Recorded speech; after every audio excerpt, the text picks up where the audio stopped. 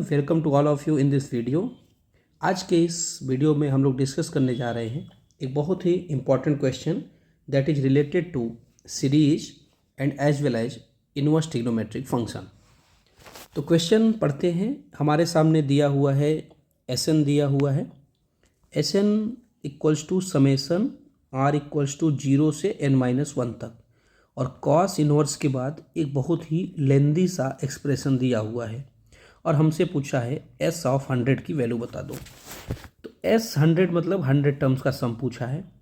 अगर इस सीरीज को देखें तो हमें इतना आइडिया लग जाएगा कि ये सीरीज हम इसको कन्वर्ट करेंगे tan इनवर्स में, क्योंकि tan इनवर्स में कन्वर्ट होने के बाद इसमें टेलीस्कोपिक सीरीज बनती है और वीएन मेथड लगा के हम टर्म्स को कैंसिल करते जाते हैं, वहाँ से हमारा आंसर आएगा। लेकिन दिक्कत ये है कि पहले इसको tan इनवर्स में बदलने के लिए आपको ट्रायंगल बनना ज़रूरी है। अगर मैं समझूं कि अपना जो कॉस इनवर्स एक्स होता है ना, यहाँ पे देखिए, मान लीजिए अगर कॉस इनवर्स एक्स है तो मान लीजिए सपोज एक्स अपॉन 1 लिखा है, तो एक्स आपका क्या हो गया, बेस, 1 हो गया हाइपोटेनस, ये हम निकाल लेंगे। तो यहाँ पे उस हिसाब से देखा जाए तो ये आपका क्या है, ये जो लिखा है ये क्या है, बेस हो गया। लेकिन हाइपोटेनस कैसे आएगा, तो एक बार हम लोग सिंप्लीफाई करते हैं डिनोमिनेटर को। अगर ध्यान से देखो बच्चों, तो n square plus R square plus R का होल स्क्वायर अगर देखें तो क्या होगा, n to the power 4 plus r to the power 4 plus R square plus 2 times n square R square 2 times R cube plus 2 times N square R. इन terms को आप ध्यान से देखिए, डिनोमिनेटर में ये सारे टर्म्स मौजूद हैं, एक टर्म एक्स्ट्रा है दैट इज एन स्क्वायर।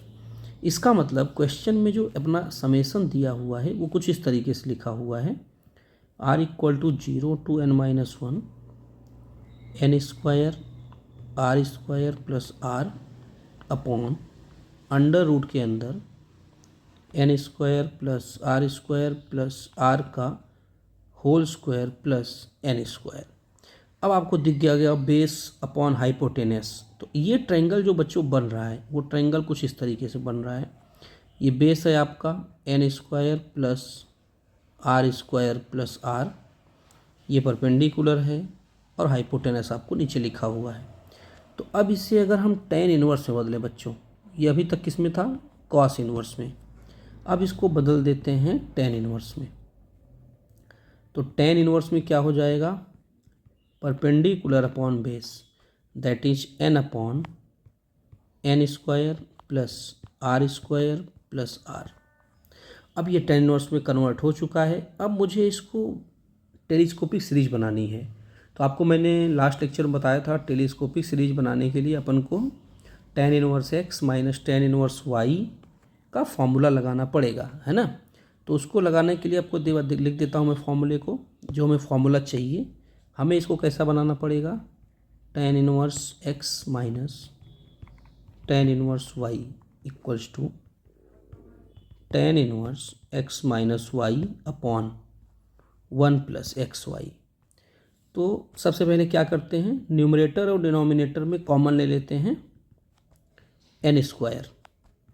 तो एन स्क्वायर अगर कॉमन लेंगे तो क्या बचेगा, यहाँ 1/n, यहाँ बचेगा R square plus R upon N square. ठीक है बच्चों। अब यहाँ से हमें नीचे तो बन गया है 1 प्लस, देखिए 1 प्लस एक्स इंटू वाई जैसा बनाना होता है ना। देखते हैं कि क्या होता है यहाँ से। अब ये 1 प्लस, इसको अपन लिख सकते हैं are plus 1/n into N, और ऊपर है 1/n। तो नीचे आपको देखिए दो चीज़ का प्रोडक्ट दिख रहा होगा, एक ये है r/n और एक है r प्लस 1/n, और उनमें डिफरेंस कितना है, 1/n का डिफरेंस है ना। तो अपन क्या करेंगे, यहाँ से Sn equal to summation r equal to 0 to n-1 tan inverse, इसको लिखेंगे r plus 1/n minus r/n upon, अब जाके आप देख लीजिए ये बन चुका है अपना tan inverse x minus tan inverse y का फॉर्मूला। तो फाइनली हमने इसको इतना सिंप्लीफाई करने के बाद अब हमें मिल गया summation r equal to 0 to n-1 tan inverse r plus 1/n minus tan inverse r by n। अब ये सीरीज बनेगी फी सीरीज कैंसिलेशन वाली। चलिए रखते हैं 0 पहले, r को 0 रखेंगे तो आएगा tan inverse 1/n minus tan inverse 0/n। फिर रखेंगे 1 और 2 रखेंगे, 1 रखेंगे तो tan inverse 2/n minus tan inverse 1/n।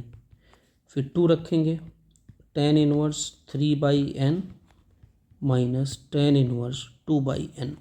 तो एक का डिफरेंस आपको दिख रहा होगा। ऐसे चलते जाएंगे तो लास्ट में आएगा, जब r की जगह पे n-1 रखेंगे तो r की जगह पे n-1 रखेंगे तो आएगा tan inverse 1 minus tan inverse n-1/n। तो अब यहाँ पे आप देख सकते हैं कि जो अपना कैंसिलेशन लगेगा इस तरीके से होगा कैंसिल, ऐसे कैंसिल होता चला जाएगा। अंतिम में बच्चों बच जाएगा tan inverse 1 minus tan inverse 0 और ये आ गया आपका कांस्टेंट। तो इसका मतलब आपका Sn का जो वैल्यू आ गया वो कांस्टेंट आ गया। तो S100 भी क्या हो जाएगा, कांस्टेंट ही हो जाएगा π/4। तो हमसे पूछा था S100, इस सवाल का आंसर हो जाएगा π/4। ये आपका आंसर है। इसमें जो S ऑफ 100 आया वो S ऑफ n आया वो n पर डिपेंड ही नहीं कर रहा है। अगर Sn n पर डिपेंड करता तो n की डिफरेंट वैल्यू के लिए डिफरेंट आंसर आते, लेकिन हमने देखा कि सॉल्व करने के बाद Sn जो आया वो एक कांस्टेंट आ गया। तो जब Sn π/4 आ गया तो इसका आंसर एक्चुअली में हर बार π/4 ही आएगा, चाहे आप 2 टर्म्स का सम निकालें, चाहे 20 टर्म्स का, चाहे जितने का। तो आई होप आप लोग को समझ में आया होगा। इस क्वेश्चन में ज़्यादा कुछ नहीं था, लेकिन हाँ स्टार्टिंग में आपको देखना और समझना था कि tan इनवर्स में क्यों कन्वर्ट करें। और हमने आपको बताया था कि tan इनवर्स में कन्वर्ट करने का रीज़न यही है कि जब भी आपको इनवर्स ट्रिग्नोमेट्रिक में सीरीज दिखाई दे आप उसको tan इनवर्स में कन्वर्ट करिए और tan inverse x minus Y upon 1 plus X into Y जैसा बनाइए। तो आई होप आप लोग को ये समझ में आया होगा। आगे भी ऐसे ही वीडियोज़ के लिए चैनल को लाइक करें, सब्सक्राइब करें। मिलते हैं अगले वीडियो में।